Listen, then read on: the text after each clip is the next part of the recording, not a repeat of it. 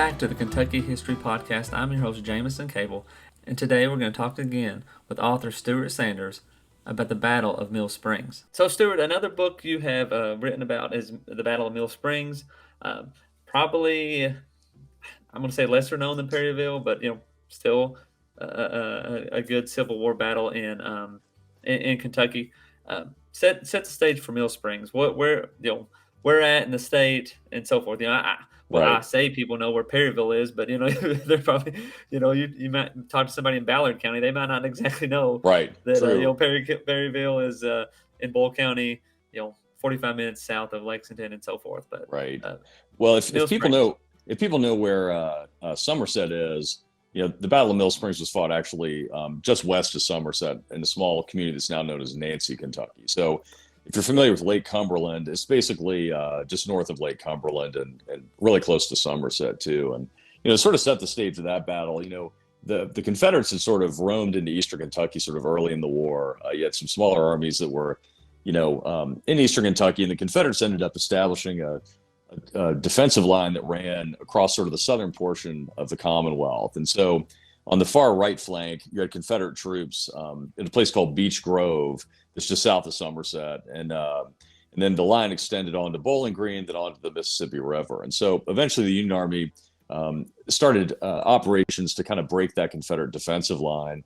And the Battle of Mill Springs, that was fought in January of 1862, basically ended up breaking the Confederate right flank of that line. And what had happened is that Brigadier General Felix Zalakoffer had been in command of the Confederate troops down at an area again called Beech Grove, and he dug fortifications and had sort of established this camp, but he did it on the north side of the Cumberland River, which is now Lake Cumberland.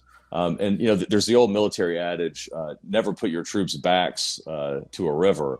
And a new Confederate commander, George Crittenden, arrived and was appalled to find that Zalakoffer had put his troops back, to this river. And he found out quickly that Union troops commanded by General George Thomas, who was a Virginia native who stayed in the Union, that Thomas's troops were sort of fast approaching the area. And they were about, around 10 miles to their north. And so Crittenden made the decision to leave his earthworks because he was afraid of having, the Cumberland River at the time had been raining a lot. So the river was swollen. So he decided to march out of his works, send his army northward to attack. So on January 19th, on a very foggy and sort of drizzly day, his troops marched the 10 miles northward and ended up encountering George Thomas's Union Army at an area that was called Logan's Crossroads.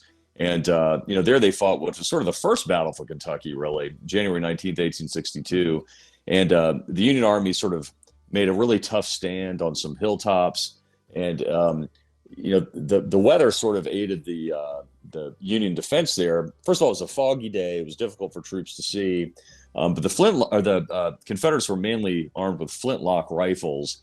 As weapons folks know, if it's raining, you have a really hard time firing because the gunpowder is actually on the outside of the weapon, in the pan, and the flint hits the pan. But anyway, so in the rain, a lot of the weapons wouldn't fire. And it was said that Confederate troops were actually seen, smashing these useless muskets over trees and destroying them because they were so frustrated. So because of that, the Union Army, who were armed with Enfield rifled muskets, they were percussion cap guns, sort of kept up a steady stream of gunfire, kind of blunted the Confederate attack. At a high point in the battle, General Felix Zalakoffer, who was one of the Confederate brigade commanders, ended up accidentally wandering into Union lines. He was shot dead by the 7th Kentucky Union Infantry Regiment. And then as George Thomas, the Union commander, arrived on the field, he ordered his right flank to do this sweeping charge across the battlefield. And the 9th Ohio Infantry Regiment, which was comprised of German immigrants, a lot of whom had fought in Europe, decades earlier, ended up doing this massive bayonet charge and ended up driving the Confederates back to their entrenchments at Beech Grove. And so as a result of that battle, again, the Confederate right flank of this defensive line that extended across Kentucky just sort of crumbled. That ended up forcing the Confederates to fall back from Bowling Green. Their defenses along the Mississippi River then had to fall back. So you have this sort of massive Confederate withdrawal from the state. And as the troops sort of, pulled their way out of Kentucky, that ended up, long story short, leading to the Battle of Shiloh in April of 1862. So sort of Mill Springs was that sort of first crack in the Confederate Army that led to the Battle of Shiloh eventually. So, a really important battle in terms of it kept Kentucky in Union hands at an important time because they pushed the Confederates out. That enabled, kind of Union military authorities to really consolidate their power across Kentucky, and then shoved down toward Nashville.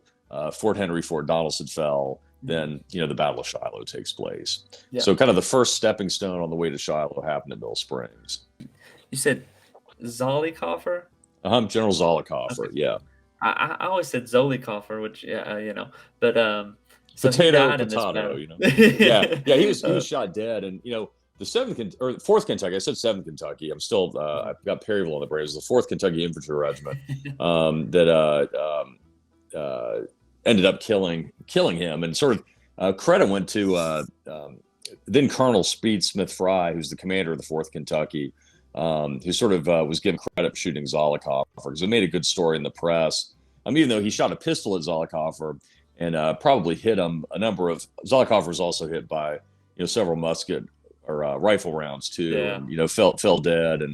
But it was a good story in the press, and Speed Fry ended up sort of either giving or taking credit for killing Zalakoffer whenever it suited him. And it said that his father hated it because he didn't think it was gentlemanly for one officer to kill another. Fry had a pretty interesting career. He was a merchant and attorney from Danville. Fry's father hated him? Yeah. Okay.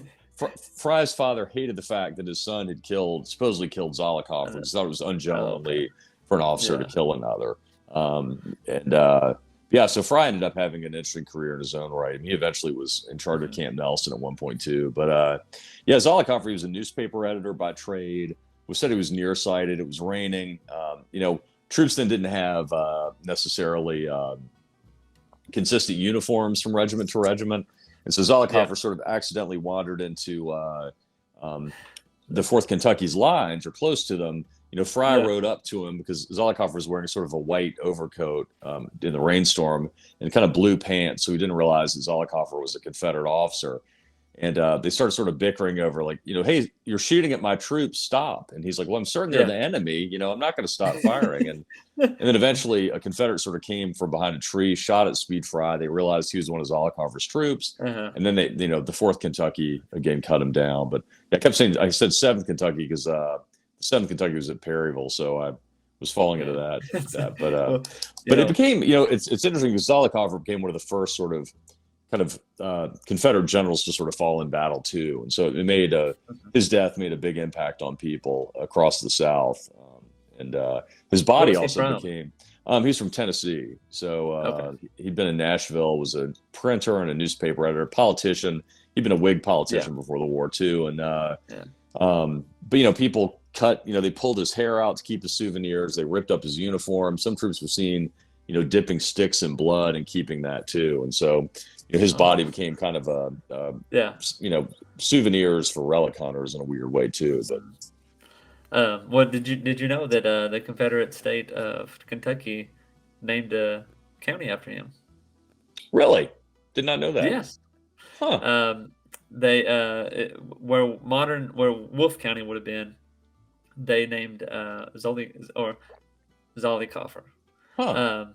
And which of course, not being a legitimate government once it was over, that did not hold. Interesting. But I wonder, I hadn't put it together, but it was probably because he died in battle. That's probably one of the, that's probably what it was.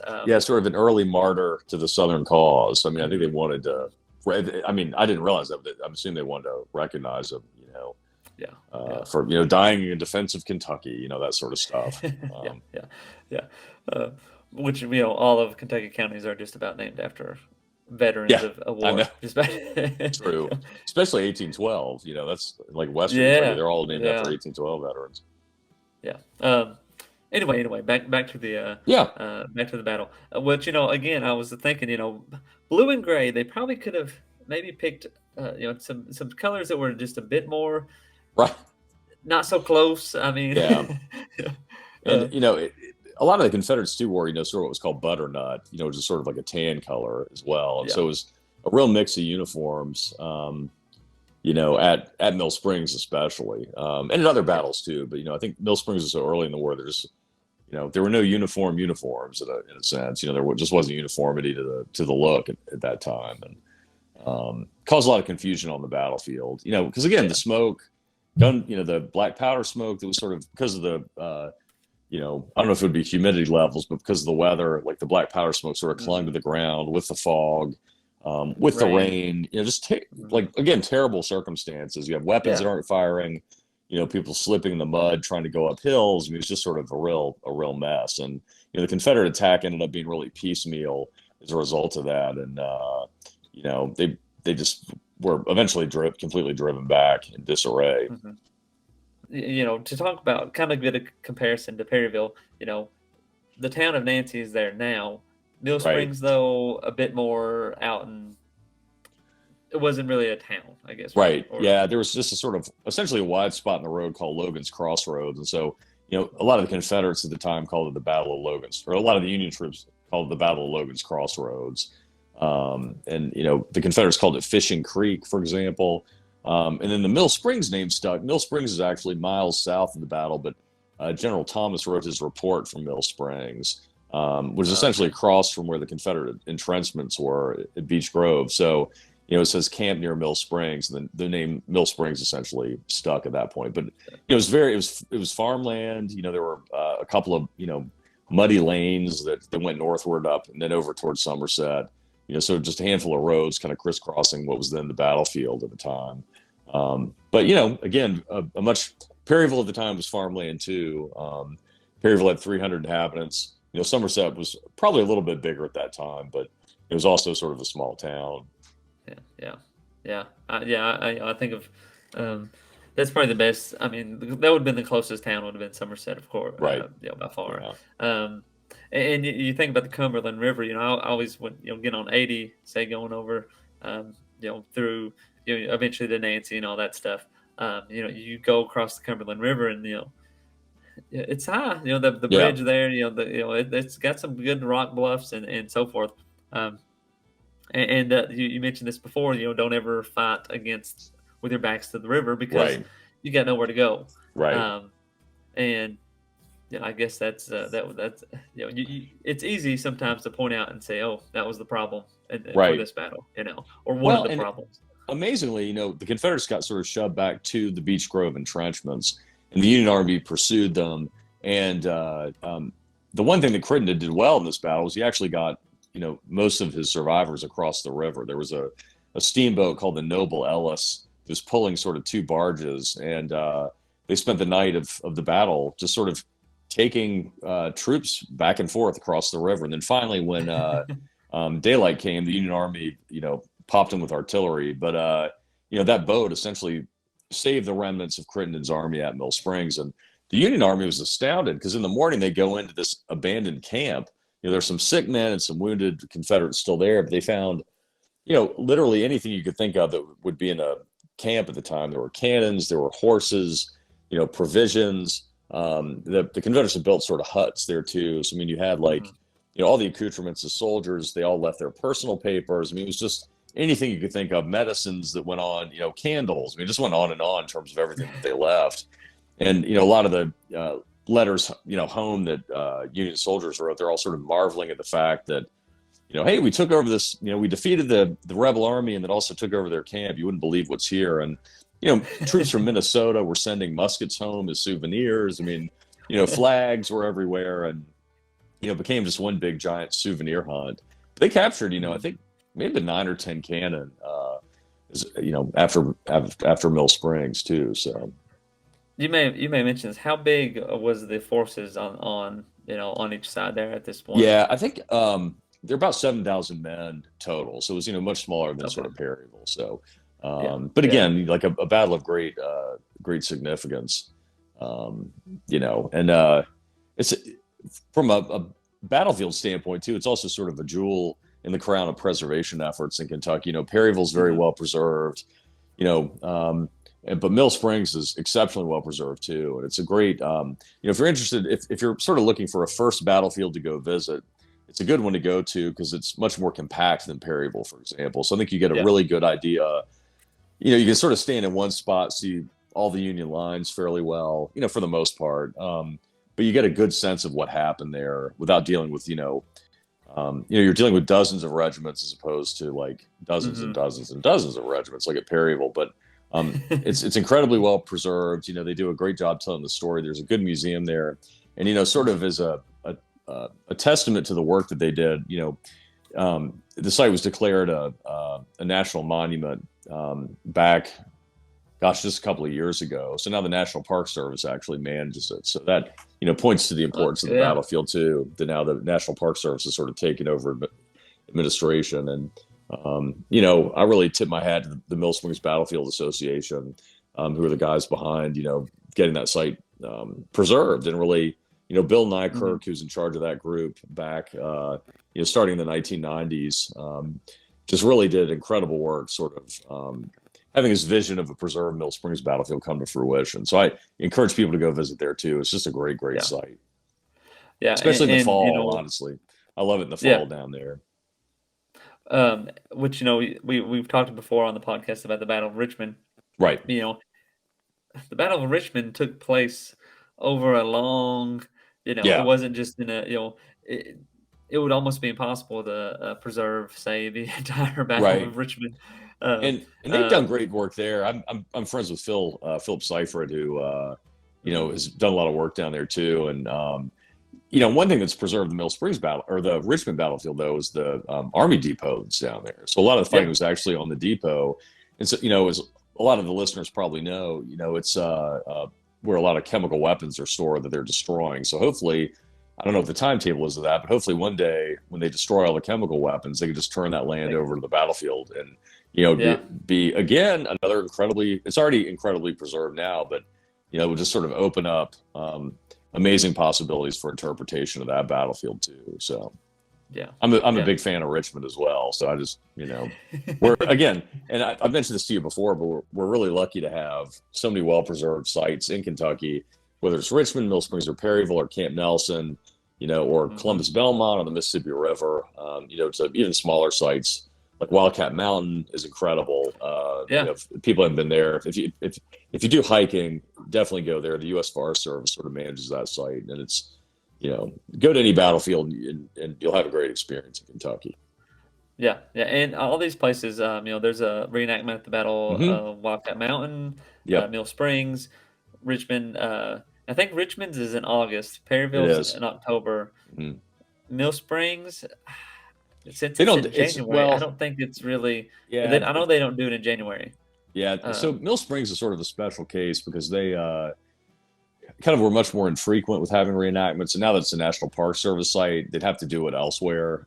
So I don't know where. uh, You know, um, really? Probably the chance of having a reenactment down there is going to be pretty slim unless somebody does it on private property near the battlefield. Yeah. But Why would they? Why would they not let them do it it's on just in it's the national National Park park? Service policy. They just Huh. never they don't allow it. Yeah, so like the Gettysburg reenactments have always been elsewhere, for example. So Okay. they I have was about to living say, isn't history. there a Gettysburg Yeah, one? But yeah. Huh. yeah, and they'll do they do living history. They do artillery demonstrations and stuff like that. But No. they sort Yeah. of leave the reenactments to other sites. Okay. Hmm. Yeah, Well, that's a bummer. But yeah, it's cool. It's a national park. yeah. It's like you get one positive, but a Right. little negative as well. Yeah. You know, I think it had sort of that where Perryville was sort of known for the intensity. There were a lot of lulls in the fighting at Mill Springs Hmm. too, because again with the Confederate weapons failing to fire, there were a lot of pauses in the Yeah. attacks. For example, is they try to charge up a hill, they fall back, regroup, wait a while, Hmm. try to dry out the pan on their flintlocks, and then try again. So it's sort of a lot of back and forth at that point. Firing in Yeah. muzzle flashes as well. That they could see in the fog. So it was a battle marked by really confusion at the time too. And it's amazing that that the two armies were able to find each other. To be honest, at that Well, point, they but did. I was gonna say, they didn't get mixed up, but they did get mixed up. They they did.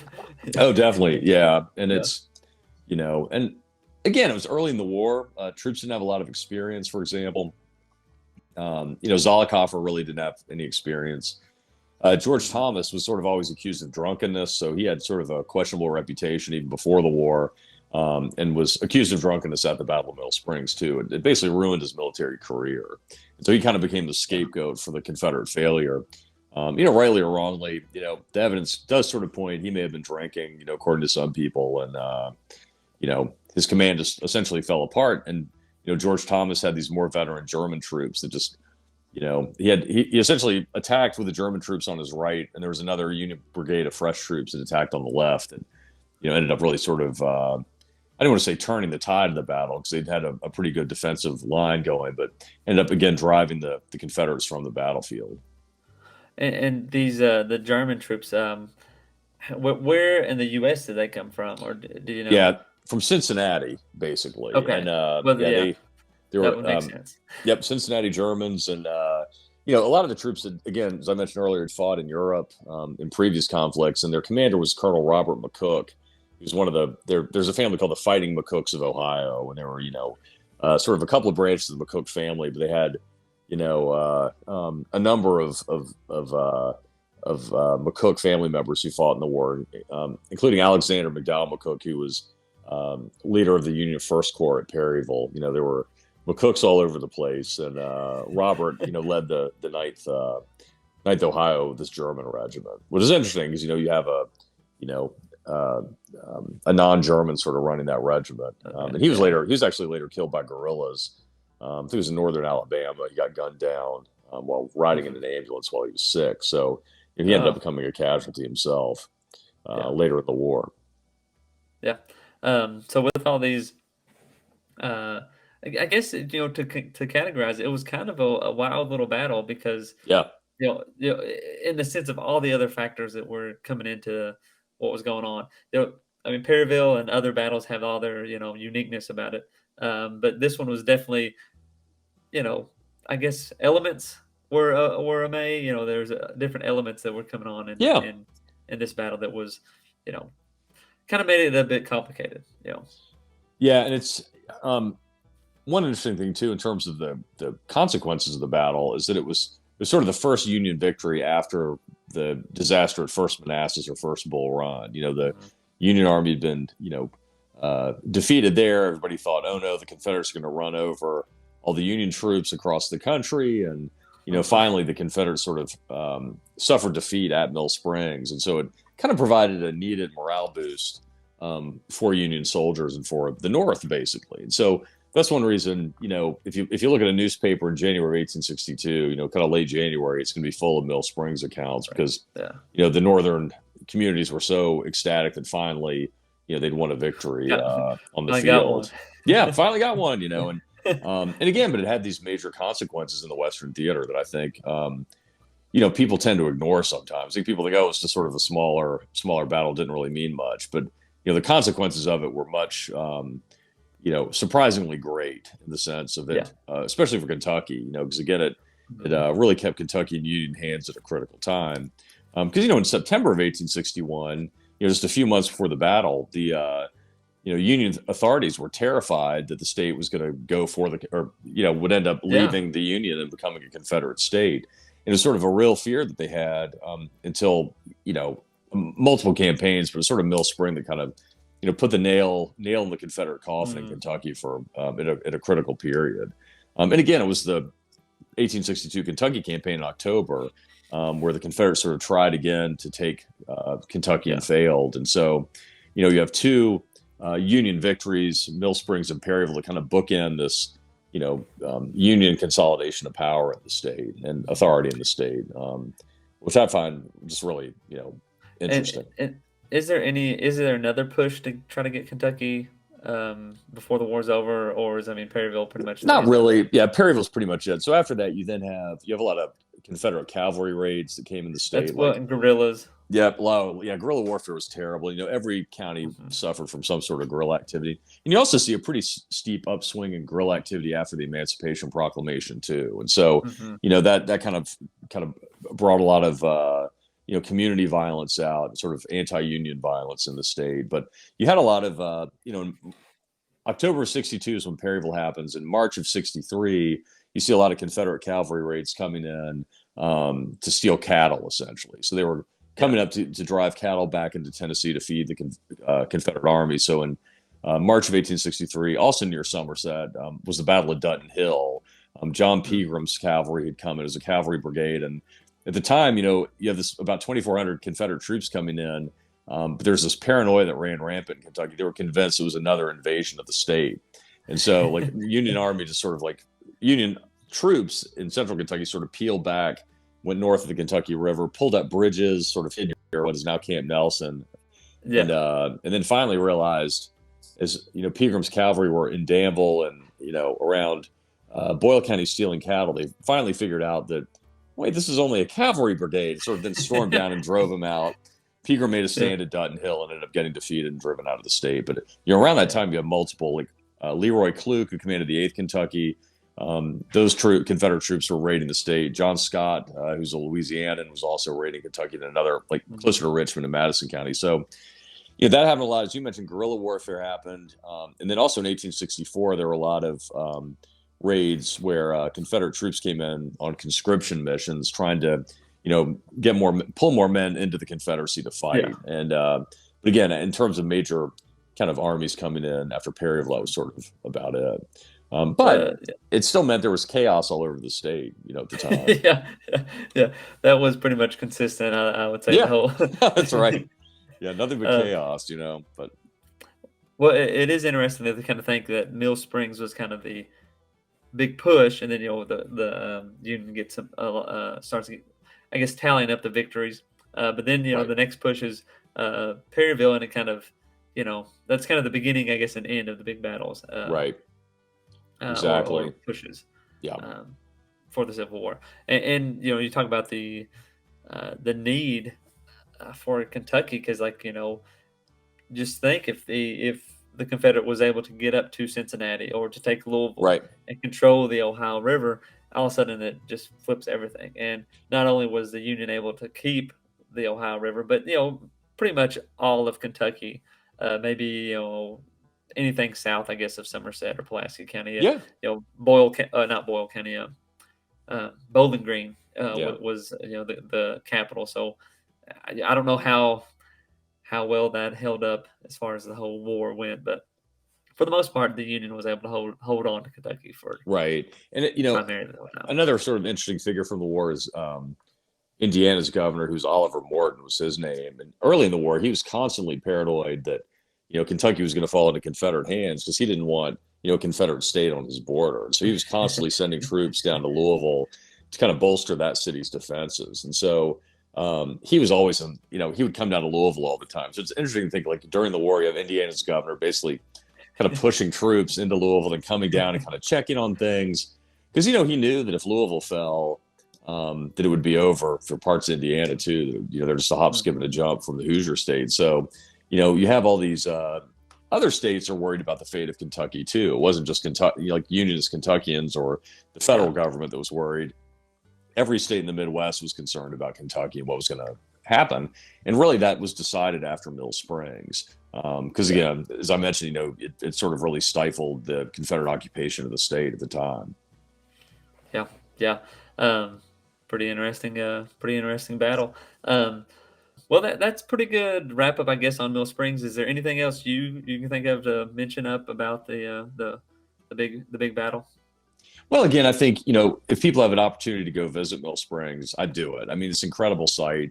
Again, you're sort of walking in the footsteps of history, and the National Park Service is doing a great job. So it's, I think as I've said before, we're lucky in Kentucky that we have these wonderfully preserved sites, and, encourage people to go and get a sense of what the battle was actually, what it was like by walking on that property. Mm-hmm. Yeah. Definitely highly encourage people to check that out. Well, Stewart, it's been a great discussion having you on here. We've talked about, kind of 3 of your books, but you have another book too, The Murder on the Ohio Belle, which isn't about the Civil War at all. We'll have to have you back on, talk about it, but anything you want to add or throw out there to people about that book real quick? Well, yeah, it essentially looks at Southern honor culture, kind of interpersonal violence, and also vigilante justice through the lens of a murder that took place on a steamboat in 1856. So kind of, looks at a couple of these murders that happened on this boat that was called the Ohio Belle. And it kind of traces the history of what happened to the different people involved. And it's, again, it's another true story that has some, kind of grim connections to violence and murder, and was an interesting one to write and research. All right. Well, we will definitely have to have you come back on the show again. I'd love to. Uh, Thanks. talk about it as well because, well, I mean, it's Kentucky history, and Yeah, we can go on for days about that. But no joke. yeah. Thanks again for coming on. Anything Thanks for else? having me. I just really appreciate you having me, and again, thanks for doing the show. Really appreciate it. We'll keep it going. Thanks for coming on, and for everybody out there listening, thanks for listening, and we'll see you next time.